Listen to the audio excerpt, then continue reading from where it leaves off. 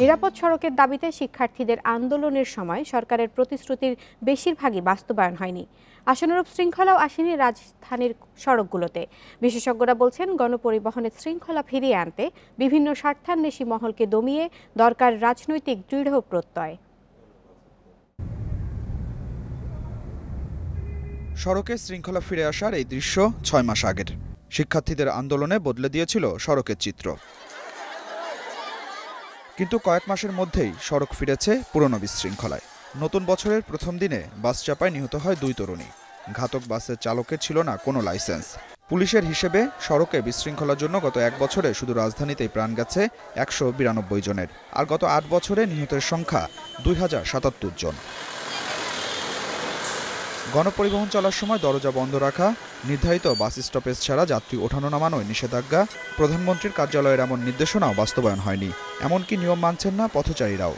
সবাই যদি দরজা বন্ধ করে চালায় তাহলে আমরা দরজা বন্ধ করে চালাবো, আর ইনকাম সোর্স এখানের ভিতরে বেশি। আর আমাদের তো লোকাল গাড়ি চালায় অভ্যাস, আসলে এটা সময় লাগবে, ঠিক হয়ে যাবে আস্তে আস্তে। বেপরোয়া চালানোর ব্যাপারটাও একই রকম আছে, গাড়ির প্রতিদ্বন্দ্বিতা বেশি থাকে, যে একটা গাড়ি ক্রস করে আরেকটা গাড়ি চলে যায়। 2-3 মাস মতো একটু রেস্ট্রিকশন ছিল, তারপরে 2-3 মাস পরে অ্যাজ ইউজুয়াল।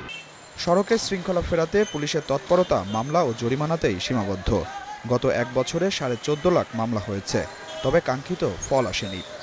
ট্রাফিক শৃঙ্খলা ক্ষেত্রে প্রায় 22টি ক্রাইটেরিয়া আমরা নির্ধারণ করেছি।